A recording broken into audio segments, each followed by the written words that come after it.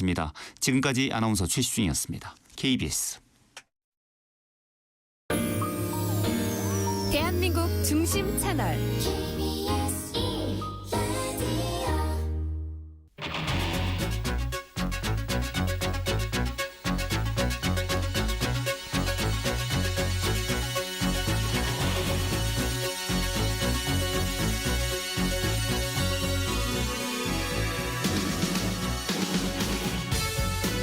안녕하십니까. 성기영의 경제쇼 아나운서 성기영입니다. 현재 우리나라는 저출산 고령화 문제로 인구 감소 위기를 맞고 있는데요. 그중에서도 지방의 인구 소멸 문제는 매우 위험한 수준입니다. 특히 현재 기준으로 전국 229개 기초자치단체 가운데 절반이 넘는 133곳이 소멸 위험 지역으로 분류되고 있는 상황인데요. 이렇다 보니까 지역경제의 활력은 점점 떨어질 수밖에 없습니다. 지방 소멸 위기를 극복하고 지역 경제를 활성화시킬 방안은 없는 건지 잠시 후 전문가 모시고 함께 고민해 보겠습니다. 최근 빌라 등 비아파트 전세 대출이 더 힘들어졌습니다. 주택도시보증공사 허그에 이어서 한국주택금융공사까지 지난달 28일부터 전세보증심사의 공시가격 126% 룰을 적용하기 시작한 겁니다. 이 공시가격 126% 룰이란 은행 재원 일반 보증과 무주택 청년 특례 보증을 심사할 때 선순위 채권과 임차 보증금의 합이 공시가격의 126%를 넘으면 보증을 받지 못하는 것을 말하는데요. 이렇게 강화된 전세 대출이 부동산 시장에 어떤 영향을 미치게 될지 잠시 후 자세히 짚어보겠습니다. 이 시간 유튜브로도 함께합니다.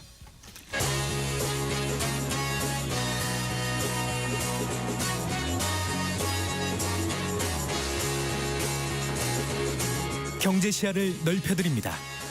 투자의 지름길을 안내합니다. 돈 되는 정보를 발견하는 시간. KBS 1라디오 경제쇼. 먼저 오늘의 주요 경제 뉴스 정리해드리겠습니다. 경제 뉴스 브리핑 손석우 경제평론가와 함께합니다. 어서 나오십시오. 안녕하세요. 안녕하세요. 코스피가 오늘 사상 최고가 행진 멈추고 숨고르기에 들어갔네요. 네, 그렇습니다. 아무래도 주말을 앞둔 상황이다 보니까 일단 좀 숨고리에 들어가는 양상인데요. 사실 간밤 미국 뉴욕 증시가 기술주 중심의 강세가 이어지면서 장 초반에는 분위기가 괜찮았습니다. 네. 장중 사상 최고가 갈아치우기도 했는데요. 이내 곧바로 또 하락 전환을 했습니다. 종가부터 말씀드리면 코스피는 오늘 0.46% 하락한 3,445.24에 코스닥은 0.70% 상승한 863.11에 거래를 마쳤습니다. 네. 이제 매수 주체였던 외국인과 기관이 오늘은 동반해서 주식을 팔았습니다. 시가총액 상위주들은 대부분 파란불을 켰는데 방산주 하나 에어로스페이스는 또 상승하는 모습을 보였습니다. 네. 반도체 투톱이 계속해서 상승세를 이어가면서 증시를 좀 이끌어왔는데 오늘은 좀 조정을 받는 모습이었습니다. 네네. 그래도 뭐 조정폭이 크진 않았고 하이닉스 같은 경우는 막판에 보합 수준까지도 올라왔습니다. 네.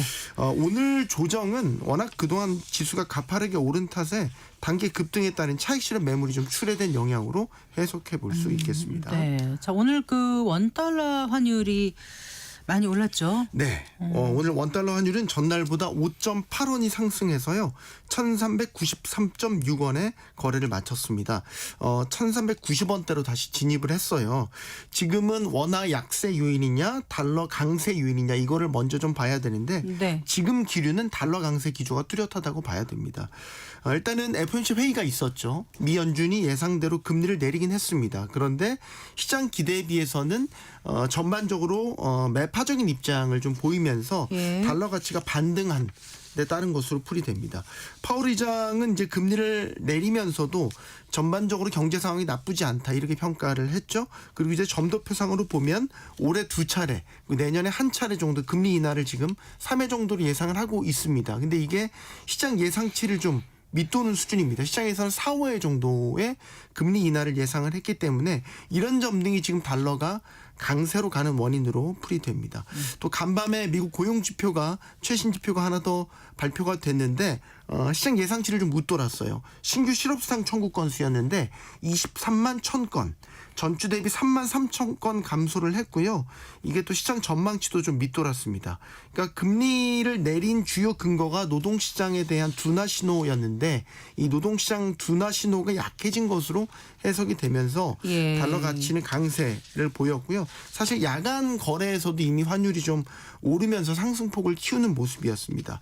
주요 6개국 통화 대비 달러 가치를 나타내는 달러 인덱스도 인덱스. 예. 네, 96이었다가 97.6까지 반등을 했고 네. 지금도 네, 비슷한 수준에서 머물고 있습니다. 네.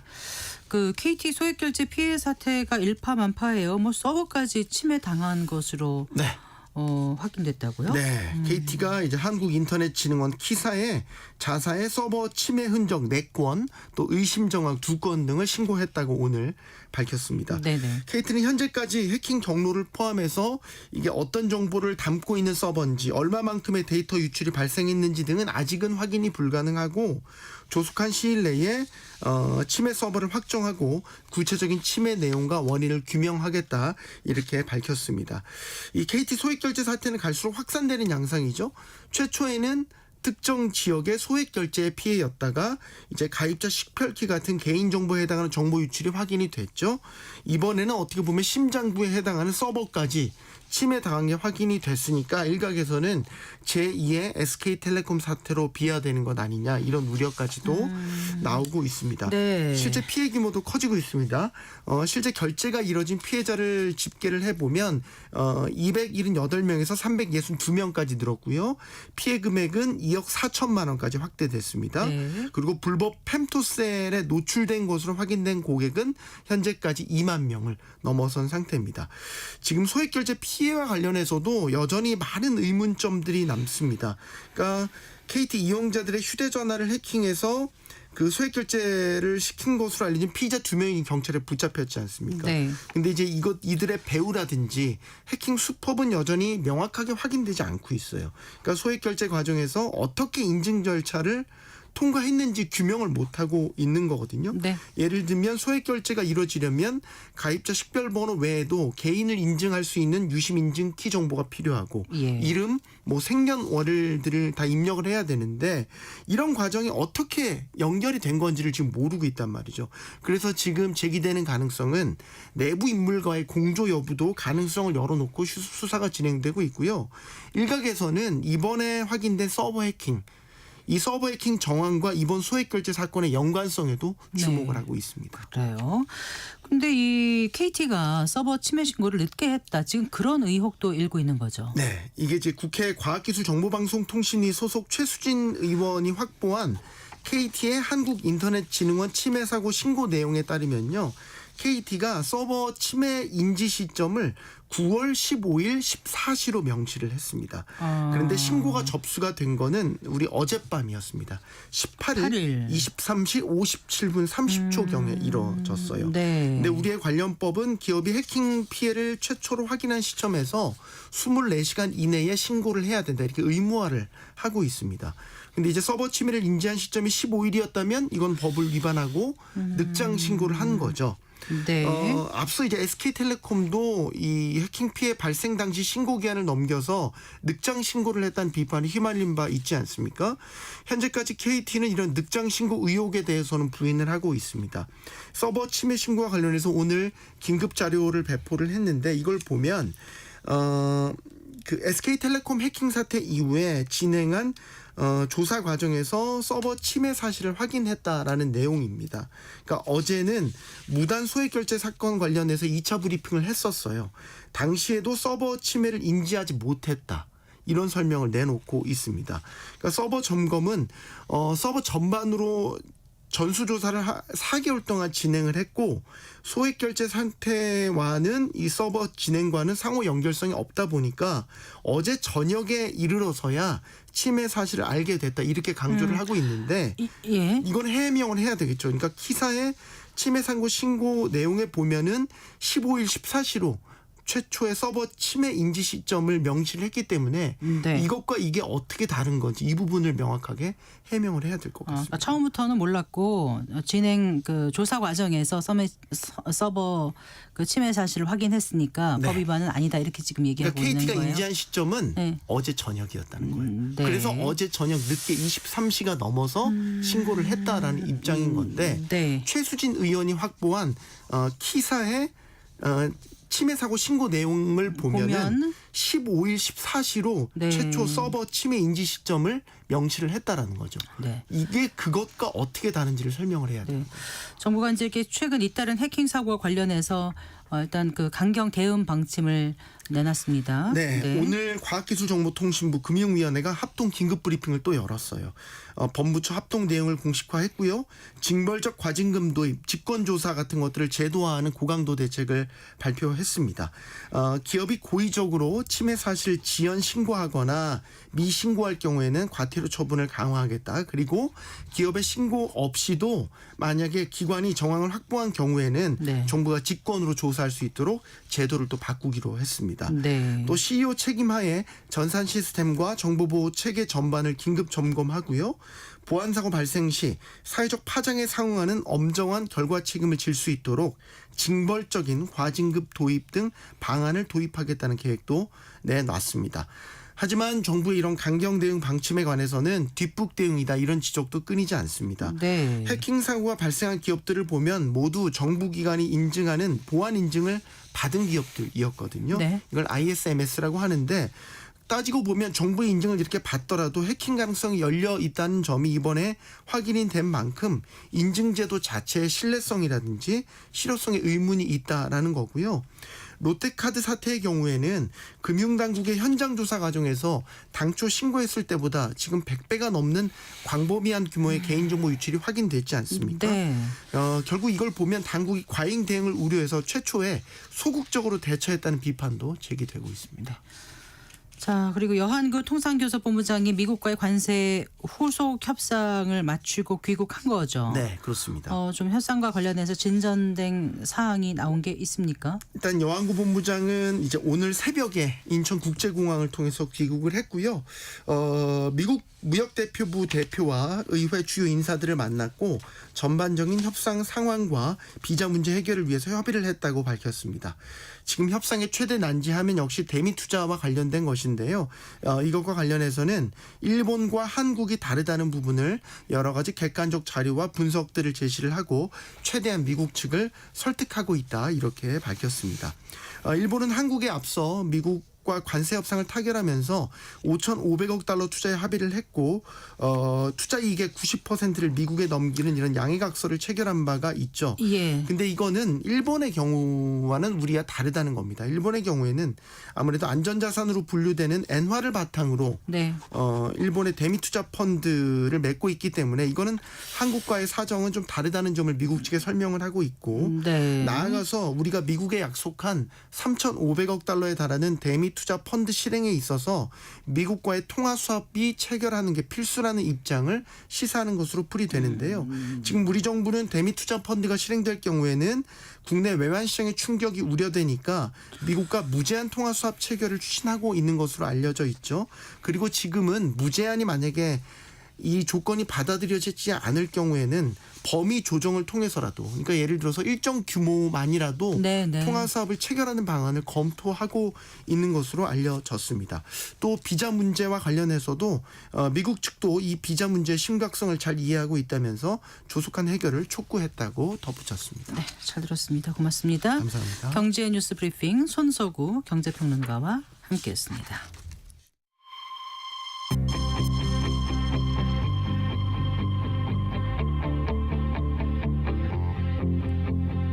경제 전문가의 원포인트 레슨. 꼭 알아야 할 정보와 이슈를 알기 쉽게 풀어드립니다. 대한민국 경제 고수와 함께 투자의 맥을 짚는 KBS 일라디오 경제쇼. 진행의 성기영 아나운서입니다.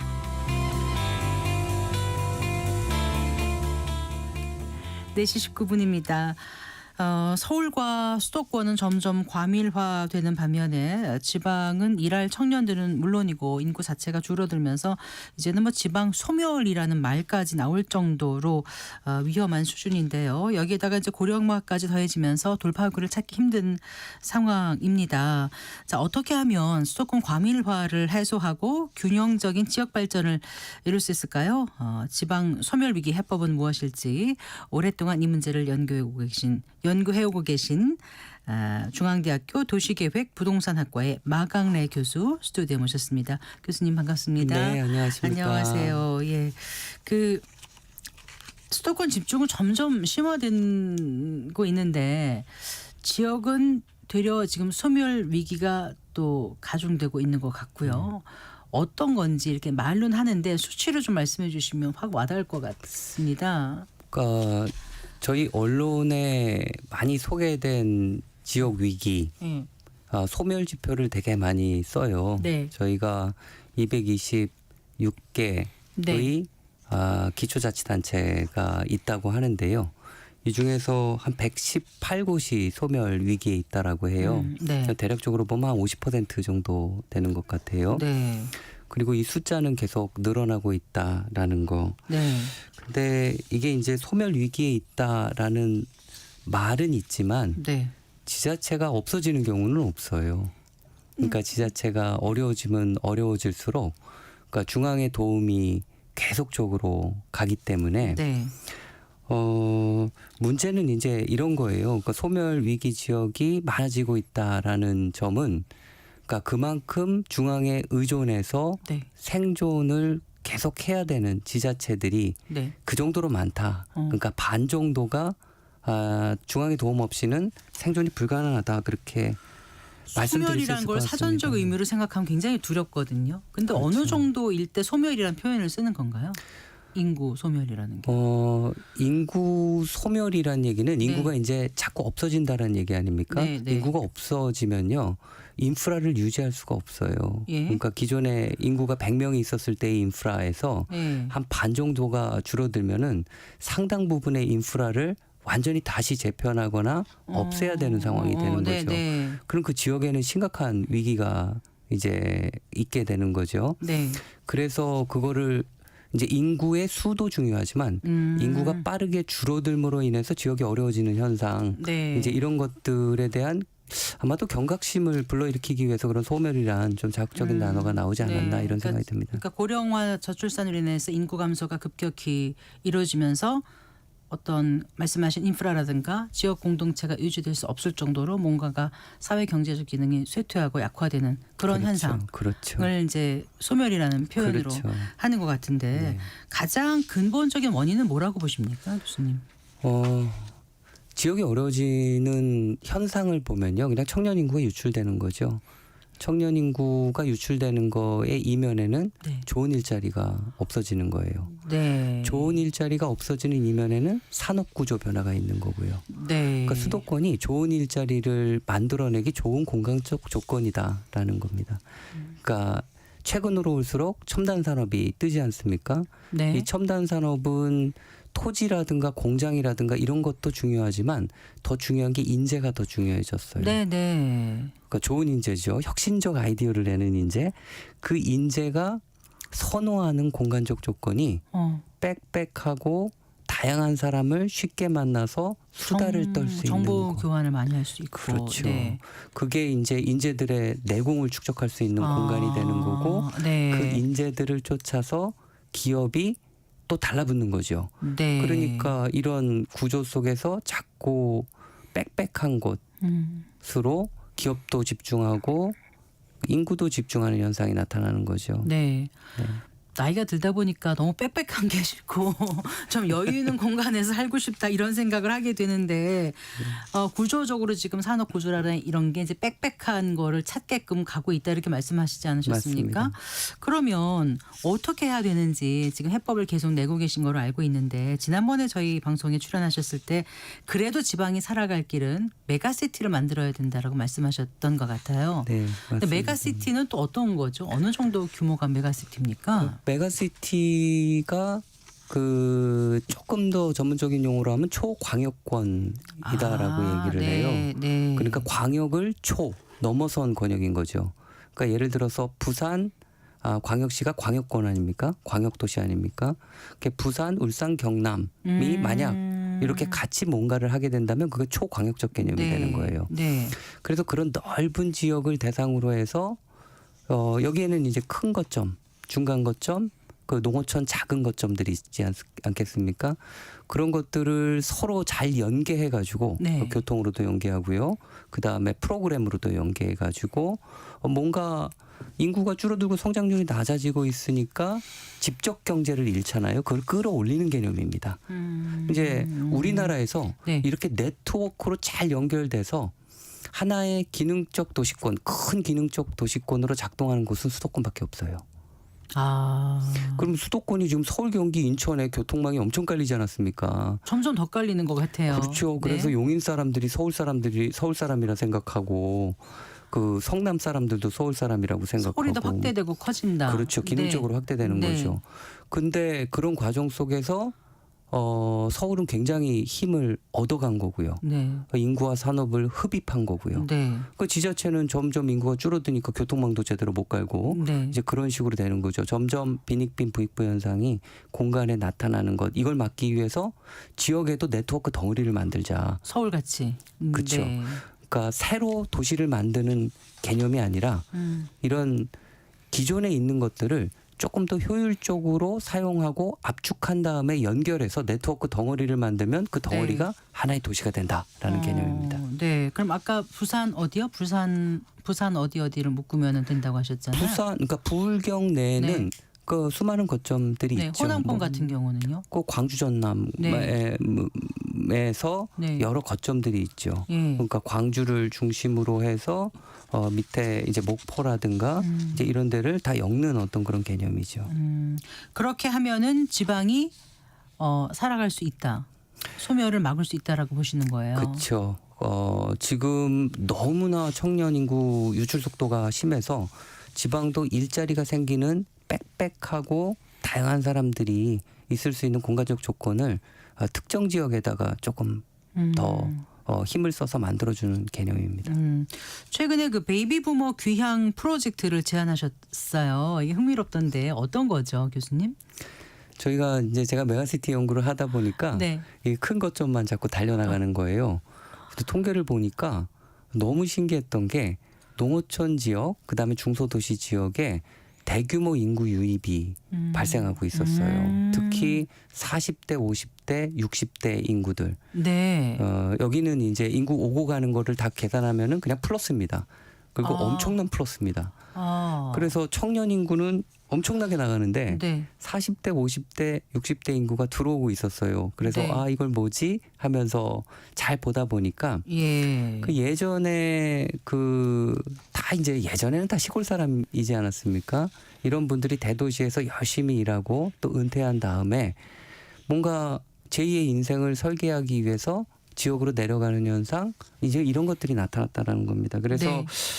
이런 현상의 의미를 중심으로 최근에 연구를 진행해 왔습니다. 그러니까 베이비 부머들이 이제 나이가 들어서 은퇴를 하거나 아니면 은퇴하기 전이라도 고향으로 돌아간다는 거잖아요. 귀향 프로젝트가. 네, 귀향이기도 하고요, 네. 귀촌이기도 하고요, 또 중소도시로 내려가는 꼭 겁니다. 자기가 태어난 곳이 아니더라도 네. 뭔가 대도시권을 떠나서 이제 어딘가로 내려간다는 건데 네. 그렇게 하면 그게 어떻게 좋아진다는 건지 좀 말씀을 해주세요.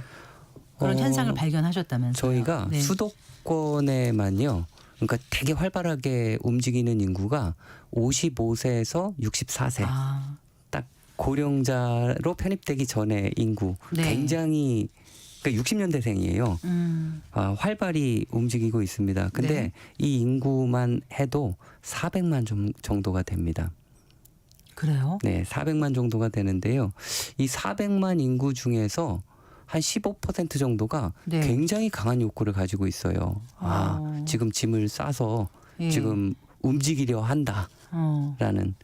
그러면 사실 뭐 15%까지 안 가더라도 400만에서 10% 정도만 움직여도 40만 아닙니까? 네. 이 40만이 움직이는 힘은 엄청난 임팩트가 있습니다. 어떡해요? 예를 들어서 네. 이분들이 수도권에서 그냥 뭐 집을 안 팔고라도 그냥 내려가지 않습니까? 그러면은 바로 즉시 주택 공급 효과가 나는 거예요. 그 집이 이제 임대 시장에 나오니까. 그렇죠. 네. 임대 시장에 나오니까. 근데 우리가 사실 뭐 3기 신도시 굉장히 노력해갖고 10년 동안 10년 전에 네. 3기 신도시를 발표하고 지금도 효과가 별로 없지 않았습니까? 사전 청약 받고 있지만 본 청약 받고 있는 것도 많지 않고요 아직. 그렇죠. 그렇죠. 네. 지금도 진행이 어려운 것도 많고요. 예. 이런 걸 보면은 실질적으로 뭐 한 3년 정도 내에 10만, 15만 정도를 이동시키고 그 정도의 주택을 공급할 수 있는 어떤 그런 효과가 있는 거고요. 근데 그것보다 더 중요한 거는 이분들이 정말 지역에서는 다 청년 위주의 정책으로 다 일관되어 있거든요. 그러니까 청년 끌기, 청년 창업, 그다음에 청년 한 달 살이 등등. 맞아요. 네. 베이비 부모에 대한 정책은 거의 없습니다. 근데 그럼에도 불구하고 이런 강한 흐름이 있는 거죠. 그러면 만약에 이런 베이비모들의 귀향을 돕는 어떤 지원책이라든가 정책 같은 게 나오면 더 많이 갈 수 있을 거고, 그러면 이 사람들이 서울이나 수도권에 집중돼 있는 집을 팔거나 아니면 세를 주거나 해서 임대 시장에 나오게 되면 청년들이 서울에 와서 수도권에 와서 집이 모자라서 겪는 고통이 좀 덜어질 거고 집값도 자연스럽게 잡힐 것이다. 이렇게 보시는 거예요, 교수님? 네, 그렇게 보고 있습니다. 저는 무엇보다 중요한 건요. 네. 60년대생 특히 네. 60년대생이 그거를 너무나 원하고 있다라는 거예요. 그러니까 삶의 포인트에 우리 대규모 인구 이동이 일어나는 연령대를 딱 보면요. 20대 초반에 네. 한번 터닝 포인트입니다. 직장을 가지려고 그렇죠. 직장을 할 때. 20대 초중반에 네. 터닝 포인트입니다. 그리고 은퇴를 맞아서 한 번 더 터닝 포인트입니다. 한번 생각하게 될 것 같아요. 네, 여기서 계속 내가 살아가야 될까? 네. 살 수 있을까? 그렇죠. 네. 이 두 시기, 이 터닝 포인트에서 엄청난 마이그레이션이 일어납니다. 이동. 네, 그렇죠. 이주가 일어나는 거죠. 근데 이 두 번째 이동은 그러니까 두 번째 인생을 네. 설계하는 것, 행복을 찾아서 움직이는 것과 관련이 돼요. 네. 그래서 이분들의 행복을 어떤 식으로 좀 좋게 할 수 있는지 정책이 나오면 이 흐름은 굉장히 강화되고 네. 또 국가적으로도 굉장히 큰 도움이 될 거다. 그러니까 그 인구가 점점 줄어들고 인프라가 낙후되고 인프라가 점점 없어지는 거를 막기 위해서 그러니까 그 베이비부모들이 이사를 가지고 이주를 해준다면 그거를 막는 효과가 있을 텐데, 단순히 집을 두고 내려간다고 해서 그게 되는 건가? 더 유인책이 있어야 될 것 같아요. 예를 들어서 거기서 일을 할 수 있다던가. 그렇죠. 뭐 이런 게 있으면 더 가고 싶지 않겠습니까? 네. 사실 60대도 계속 일하고 싶은 젊은 분들 많거든요. 많습니다. 네. 네. 아유, 너무나 중요한 말씀 해주셨고요. 저희가 이제 베이비 부모 계층이 60년대생이요. 그 전 계층 중에서 실질적으로 제일 부자 계층이긴 해요. 네. 그래서 순자산으로 보면은 대략적으로 한 5억 정도를 가지고 계신다 그래요. 네. 이게 편차가 지역마다 굉장히 크긴 하지만요. 예. 근데 이분들의 평균 수명이 너무 길어졌어요. 그러니까 은퇴하고 아무것도 하지 않는다라면은 그 5억을 쓰기가 네. 너무 불안해가지고 네. 그냥 지갑을 닫고 있는 거예요. 그래서 이분들한테 일자리, 그러니까 많지는 않지만 네. 얼마간이라도. 얼마간이라도 소득이 보장된 일자리가 있다라면은 정말 좋겠다라고 생각했는데 지역에서 한번 보니까 예. 중소기업들은 네. 도시만큼 질이 좋지는 않지만 네. 그래도 질 좋은 데가 굉장히 많더라라는 근데 청년들은 거. 원하지 않는. 그렇죠. 청년들은 원하지 않는데 이분들은 그것 때문에 구인난에 너무나 힘든 거예요. 그러니까 그런 거를 매칭을 시키면 그렇죠. 뭔가 된다는 그렇죠. 말씀이시군요. 그렇죠. 네. 많지는 않더라도 네. 우리가 10만, 15만 정도의 인구를 매칭시킬 수 있는 지역에 있는 일자리가 상당히 많더라. 그러면 10만, 15만의 임대 주택이 생기는 거랑 같은 효과가 있다라고 그렇죠. 말씀하시는 것 같아요. 수도권에는 네. 즉시 공급 효과가 있는 거죠. 근데 함양을 가서 뭐 한 달 살기를 하셨던데 왜 가신 거예요? 그래서 이 지금 말씀하신 이런 거를 한번 연구해 보자. 실제로 어떤가 한번 가보신 거예요? 네, 저 네. 한 달 정도 머물면서 거기 있는 기업 인터뷰를 인터뷰를 좀 진행을 했고요. 네. 그다음에 또 함양 토박이 분들, 예. 그다음에 예비 귀촌자들 인터뷰를 굉장히 이렇게 좀 심도 있게 나름 예. 진행을 했었습니다. 예. 하면서 베이비 부머 세대가 그런 시골에 가서 조그만 일자리를 얻어서 네. 또 단지형 주택에 살 수 있는 어떤 그런 모습을 그릴 수 있을까라고 해서 이것들을 하나씩 좀 점검해 본 거예요. 근데 왜 함양을 가셨죠? 고향은 아니신 거죠? 네, 고향은 아닌데요. 근데 함양이 교통이 아주 편하게 서울에서 한번 탁 가서 되는 곳은 아니지 않나요? 그렇죠. 철도로 가려면 네. 남원역에서 내려서 이제 들어가야 되는데 네. 함양이 인구가 3만 6천 정도예요. 고령화율도 상당히 높아요. 그리고 네. 지금 인구가 줄고 있습니다. 네. 저는 그렇게 생각했어요. 함양에서 성공하면 전국에서 성공할 수 있다라는 거. 네. 그러니까 실질적으로 지역 중에서 이런 거를 하기가 아주 좋은 조건은 아닙니다. 하지만 함양의 공무원분들이 네. 되게 좀 적극적이고 또 그래서 또 어떤 이제 가능성을 보셨어요? 함양에서 그러면요? 함양에 옛날에 그 서하초등학교 폐교 서화, 예. 서하초등학교 서하, 예, 예. 폐교 위기에 있는 학교 앞에 주택 사업을 한번 해서 그 작은 학교를 살린 적이 있어요. 네. 그래서 그런 성공 경험을 가지고 있어서 요번에도 한번 그런 모델을 저희 베이비 부머가 일자리 연계형으로 귀촌 네. 귀향하는 모델을 잘 만들어 보면은 좋겠다. 그리고 그런 성공의 경험을 가진 함양이기 때문에 네. 가능하지 않을까. 그러면 말씀은 지금 함양에 가면은 베이비 부머가 일할 자리가 있다는 말씀이세요? 아니면 일할 자리를 만들 수 있는 여건을 만들어서 한다는 말씀이세요? 일할 자리가 있습니다. 어떤 거요? 그러니까 함양에 유명한 기업이 하나 있어요. 인상가라고 네. 주겸 네, 기업. 네. 네. 거기 대표님도 굉장히 의지가 강하십니다. 예. 그랬으면 좋겠다. 그리고 함양이 또 농촌이다 보니까 네. 식품 가공업체 같은 데가 있습니다. 예. 여기에 이제 실질적으로 생산을 담당하시는 분들은 네. 외국인 분들이 많아요. 근데 이분들이 정말 사람을 못 구하는 그런 분야가 있어요. 네. 그러니까 중간관리 쪽이거든요. 예.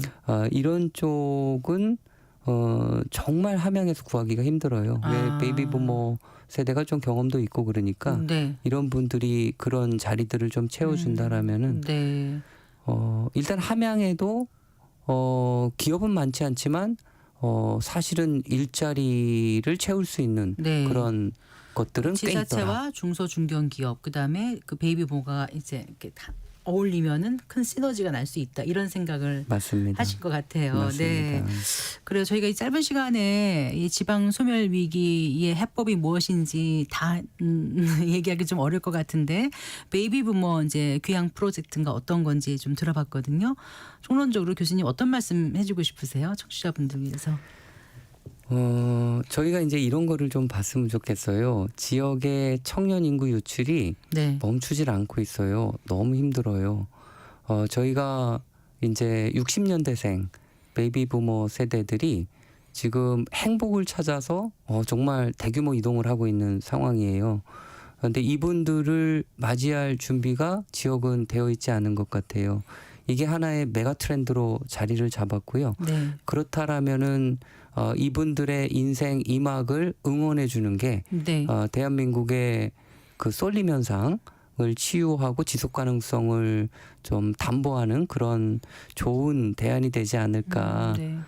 귀향 귀촌하는 베이비 부모에게 좀 행복을 선사해 줄 수 있고 또 서울로 일자리를 찾아오는 수도권으로 오는 맞습니다. 젊은이들에게도 또 희망을 줄 수 있는 네, 그런 맞습니다. 정책이 좀 나와야 될 텐데 앞으로도 많은 좀 제언을 해주시기 부탁드리겠습니다. 네, 네. 그렇게 하겠습니다. 말씀 잘 감사합니다. 들었습니다. 고맙습니다.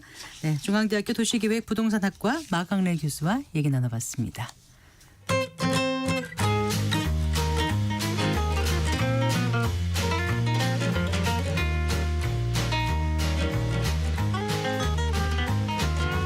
경제 맛집 투자 핫플. 지금은 돈 벌기 딱 좋은 시간. KBS 1라디오 경제쇼.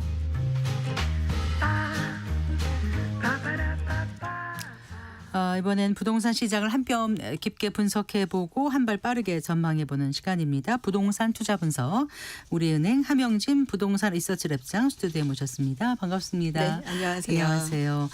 이 그 정부의 전세 관련 그 대출 규제가 강화되고 있는 거잖아요. 네, 맞습니다. 그 이제 주택 도시 발음이 잘 안 되네요.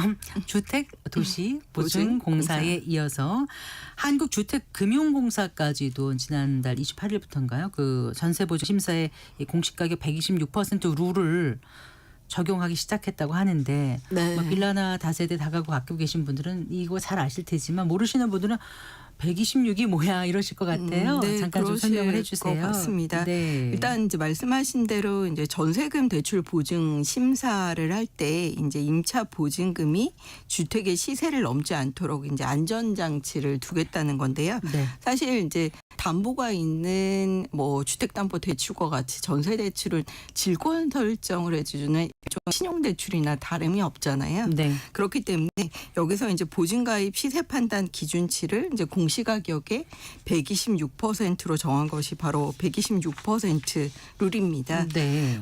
주택가격 산정 기준이 공시가격 중전에는 이제 140%에 네. 전세가율 90% 요렇게 곱하게 되면 이제 126이 나오거든요. 그래서 보증금이 126%보다 낮은 경우에만 전세대출 보증을 해주겠다는 것입니다. 네. 좀 예를 들어볼게요. 이제 공시가격이 만약 이제 2억 원인 연립다세대 빌라가 있다고 하면요. 이제 종전에는 이제 공시가격의 140% 집값의 90%가 아니라 100% 네. 대출 보증을 해줬기 때문에 최대 2억 8천만 원까지 전세 대출을 받으실 수 있었습니다. 근데 이제 요 부분을 126% 룰을 적용하면 네. 이제 한도가 2억 5,200만 원으로 이전보다 2,800만 원 정도 내려가니까요. 네. 종전보다 대출이 전세 대출 총액이 좀 줄어든다고 보면 될 것 같습니다. 자, 그러면 이제 보증을 못 받게 되면 임대인의 전세 대출이 막히는 건가요? 어떻게 되는 거라고요? 임차인의 전세 대출이 막히게 되는 네, 거죠. 네, 그러니까 네. 실질적으로 대출의 실행이 어렵게 됩니다. 예. 이제 전세 대출은 은행이 바로 해주는 게 아니라 주택도시보증공사 그리고 주택금융공사, SGI, 서울보증 같은 이제 보증기관은 보증을 전제로 하거든요. 그래서 주택담보대출처럼 담보가 있는 것이 아니기 때문에 만약 이제 관련 이제 대출 보증이 이 같은 3사에서 거절되게 되면은 사실 은행이 대출을 전세 대출을 내줄 수가 없습니다. 그러니까 네. 임차인은 전세 대출을 받지 못하게 되고요. 이제 반면 좀 긍정적으로 좀 생각을 해보면.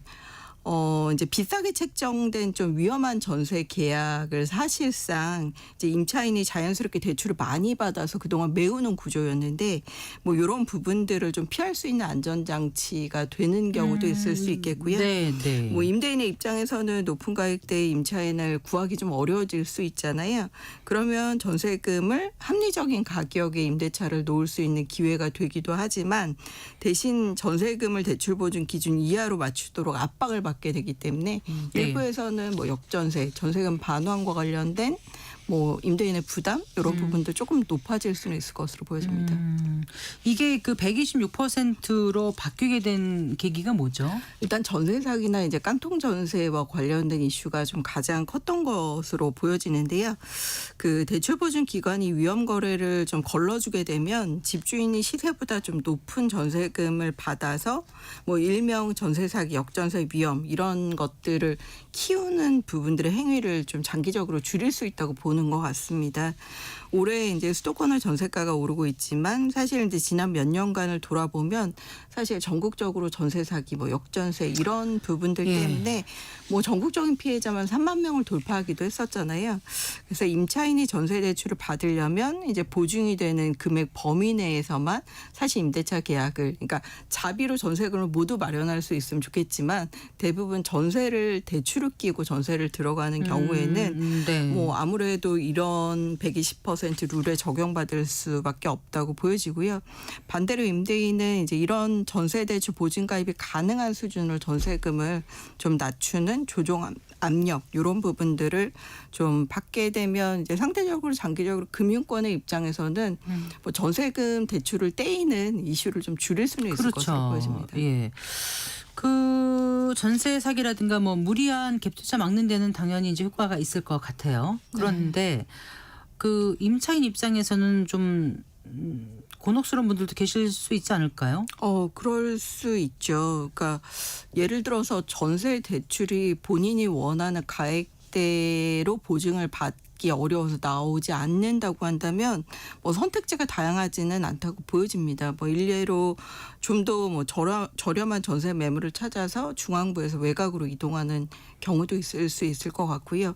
한동안 이제 비아파트인 연립 뭐 다세대 단독 다가구, 뭐 오피스텔 이런 거보다는 이제 아파트에 대한 전세를 좀 선호하셨잖아요. 네. 근데 아파트가 상대적으로 전세금이 좀 높기 때문에 비아파트 전세금이 낮은 상품으로 좀 다운그레이드하는 이슈들도 생길 수 있다고 보여지고요. 네. 뭐 아니면 이제 전세 대신 이제 월세를 선택하거나 또는 전세금을 낮추고 차익은 이제 월세로 전환하는 보증부 월세라고 하죠. 이제 반전세 반월세 뭐 이런 상품이 늘어나게 되면 이제 월세와 뭐 속도에도 좀 영향을 줄 수는 있다고 보여지는데요. 네. 뭐 일단 임차인은 이제 전세 대출 보증이 강화됐기 때문에 이제 전세 매물을 좀 알아보실 때 매매가 대비 너무 높은 이제 전세가율은 조금 지양하시는 것이 좋을 것으로 보여지고요. 네. 혹시 만일에 대비해서 전세 대출이 안 나올 수도 있기 때문에 전세 대출 보증 불가할 때 계약 해지 특약을 넣어서 계약을 해지한다 이렇게 네네네. 특약을 넣으라고요. 그래서 계약금을 아. 돌려받을 수 있도록 아하. 예를 들어 돌려받지 못하잖아요. 그렇게 네. 되면 이런 부분들을 전세 계약서에 부기로 특약을 거시는 것도 그렇군요. 하나의 방법이 될 수 있을 그 것 같습니다. 빌라보다 그 다가구 주택 또 서울보다 다른 지역에서 더 상황이 어려워질 수 있다고 하는데 이건 왜 그렇습니까? 일단 이제 전세 보증 가입 문턱을 높이는 이제 126% 룰을 적용하는 이제 보증 기간이 확대된 거잖아요. 이제 그렇게 되면 이제 비아파트 상품, 수도권 일부, 지방에서 좀 전세 대출 보증이 어려워지는 경우도 생길 수는 있을 것으로 보여집니다. 네.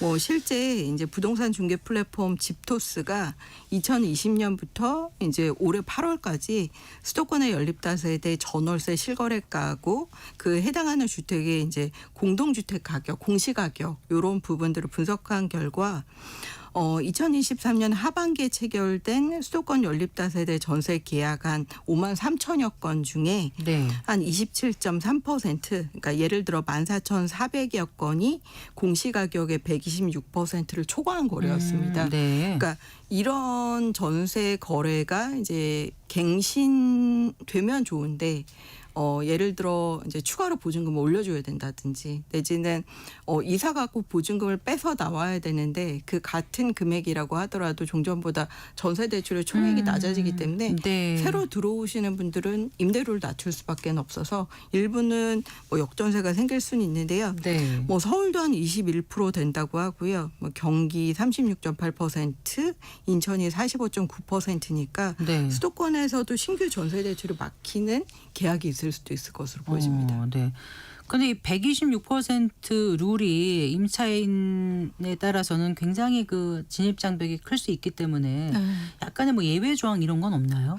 사실 그런 걸 좀 만들 필요는 있을 것으로 보여집니다. 최근에 그 전세 대출을 너무 강화하는 분위기이긴 했거든요. 그래서 뭐 일례로 영세 임차인 같은 경우는 이제 126% 룰이 대출의 진입 장벽을 좀 낮추는 이슈가 생길 수는 있기 때문에 뭐 예를 들어 생계형, 저소득층, 청년 신혼부부 이렇게 사실상 이제 내 집 마련보다는 좀 임대차 시장에 머물거나 또는 종잣돈이 많지 않은 분들을 대상으로 전세 대출을 보증한 대로 조금 완화해 주는 것들도 필요할 것으로 보여지긴 합니다. 네. 126%가 아니라 한 130%, 135%이 정도로 인정을 좀 해주는 건데요. 예. 사실 과거에도 주택도시보증공사, 뭐 한국주택금융공사 이런 쪽에서 이제 사회 배려계층을 위해서 우대 규정을 두기도 했었거든요. 그랬었어요. 예. 네, 그래서 이런 부분 조금 고민해봐도 좋을 것으로 보여집니다. 근데 임차인도 걱정이고 또 임대인 입장에서도 새로운 세입자를 임차인을 못 구하는 게 아닌가 이런 분들도 네. 나타나지 않겠습니까? 특히 그럴 수 있을 것으로 보여집니다. 그래서 임대인의 입장에서는 임대료를 좀 현실화하거나 네. 내지는 좀 역전세에 대한 대비가 필요하다고 보여지긴 하는데요. 네. 당분간 좀 전방위적인 전세대출 보증 강화 이슈가 있을 것으로 보여집니다. 뭐 어쨌든 임차인들이 종전에는 대출로 그런 부분들을 메우긴 했는데 정부가 사실상 이제 일부 대출을 전세 대출도 마음대로 예전 거 마음껏 받지 못하도록 사실상 강화를 해놓은 상황이기 때문에 뭐 임대인의 입장에서는 좀 조심하실 필요가 있겠고요. 네. 그리고 이거 외에도 지난 6월에 이제 주택도시보증공사가 과도한 전세대출을 막기 위해서 전세금 안심대출을 보증 심사할 때 임차인의 그 대출 상환 능력 항목을 신설했습니다. 네. 그러면 사실 이제 스트레스 DSR에 포함되는 건 아니지만 뭐 차주의 소득, 기존 대출의 총량 이런 부분들을 보고 이 사람이 전세 대출을 내도 되는 사람인지 보증을 강화하기로 했거든요. 네. 뭐 그리고 이 외에도 지난 이제 627 가계부채 관리 방안에 따라서 사실상 7월 21일부터 전세대출 보증 비율이 수도권이나 규제 지역은 종전에는 90%까지 됐는데 지금은 80%까지밖에 네, 해주지 네. 않고 있습니다. 그러니까 은행의 입장에서는 20% 정도는 사실상 대출에 리스크가 생길 수 있기 때문에 간접적으로 차주의 상환 능력을 좀 보는 이슈는 생길 수 있을 것 같습니다. 네. 이렇게 좀 뭔가 좀 까다로워지니까 아무래도 그 뭐죠 빌라라든가 이런 쪽에 그 수요는 좀 줄지 않을까 네. 싶은데 또 막상 보면 오르는 곳도 있고 투자 수요가 몰리는 곳도 있다면서요? 그건 왜 그렇습니까? 네, 뭐 제가 보기에는 일단 아파트 시장에 올해 이제 서울이나 뭐 일부 경기도 중심으로 가격이 상승하는 지역들도 있었고요. 이제 지난해 하반기부터 올해 상반기까지 기준금리가 일부 인하되면서 그런 부동자금이 이제 아파트를 포함한 일부 비아파트 시장에 좀 들어왔던 것으로 보여집니다. 네. 근데 이제 사실 이제 전체 올해 거래량을 보면 주택 상품 중에 이제 75%가 아파트 거래고요. 아, 그래요? 나머지 25%가 예를 들어 연립다세대, 단독다가구 같은 이제 비아파트 상품이거든요. 그래서 네. 사실 총량이 이제 매우 많이 이제 는 것은 아니지만 일부 이제 재개발 같은 정비사업 호재가 있거나 네. 내지는 이제 금리나 기대가 있는 지역에서는 이제 연립다세대 거래가 늘었고요. 실제 올해 상반기 연립다세대 서울의 거래가 한 16,139건으로 지난해 하반기 13,496건보다 약간 늘긴 했었습니다. 그래요. 그 공시 가격 126% 룰 같은 거를 좀 잘 따져보고 앞으로 또 그 투자도 하셔야 될 것 같아요. 의사결정할 때. 맞습니다. 일단 뭐 전세대출 보증 강화 외에도 전세금 반환 보증 가입도 최근에 강화됐어요. 네, 그래서 네. 임대차 계약할 때 임차인이 임대인의 세금, 이자 체납 이런 신용 정보 그리고 주택의 선순위 권리관계, 뭐 전입세대 열람 이런 부분도 가능해졌기 때문에 좀 차익을 노리고 자기 자본 비율을 낮게 가져가는 갭 투자 이런 부분들 특히 네. 비아파트에서 임대인의 입장에서도 좀 주의하시고 임차인도 이런 부분들을 꼼꼼히 살펴보실 필요가 네. 있겠습니다. 그 지난 7일에 이제 이재명 정부의 첫 공급 대책이 나왔습니다. 어떻게 지켜보셨어요? 사실 정부의 입장에서는 단기에 이제 할 수 있는 최대의 공급치에 대한 여러 가지 방안을 발표했다고 보여지고요. 좀 주목할 수 있는 게 LH의 직접 시행, 네, 네. 그리고 택지 공급 외에도 도심 내 정비사업, 뭐 유유부지 이런 것들 활용해서 결국에 2030년까지 135만 호, 그러니까 매해 27만 호 정도로 공급한다고 하고요. 공급이 착공인가요? 착공이죠. 네, 네. 그래서 종전에는 인허가였는데 착공을 하게 되면 사실상 조금이 있다가 일반 분양을 하고 일반 분양하게 되면 입주하는 부분들까지 실제 시행사가 책임져야지 그렇지 않으면 입주 지연 지체 상금을 수분양자에게 물어야 되기 때문에 네. 비교적 좀 현실적인 공급 방안이라고 보여지긴 하는데요. 대신 내년에 당장 수도권의 입주 물량이 특히 아파트 중심으로 많이 줄기는 합니다. 근데 당장 내년에 공급 물량을 내놓을 수는 없는 상황이기 때문에 네. 뭐 중장기적인 효과는 있겠지만 단기 공급 효과 이런 부분에 대해서는 조금 아쉽다는 시각도 있는 것 같습니다. 그러니까 공급 불안 심리가 확 해소되지는 못할 거다 이렇게 보시는 건가요?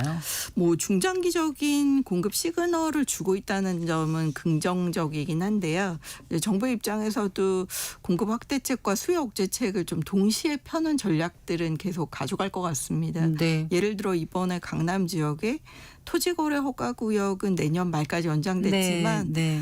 예를 들어 한강변인 강동, 뭐 예를 들어 마포, 성동 이런 지역은 금주에 다시 아파트 매매 가격의 주간 변동률의 상승률이 높아졌거든요. 그렇더라고요. 네. 그러니까 토지거래 허가구역이 되기 전에 오히려 집을 살려고 하는 포모 수요가 있기 때문에 예. 수요 억제책을 장기적으로 좀 가져갈 필요는 있을 것으로 보여집니다. 알겠습니다. 잘 들었습니다. 고맙습니다. 네, 고맙습니다. 네, 하명진 우리은행 부동산 리서치랩장과 함께했습니다. 마칠 시간입니다. 성기영의 경제쇼 오늘 순서 여기까지입니다. 주말 잘 보내시고요. 다음 주 월요일 오후 4시 5분에 여러분 다시 찾아뵙겠습니다. 아나운서 성기영이었습니다. 고맙습니다.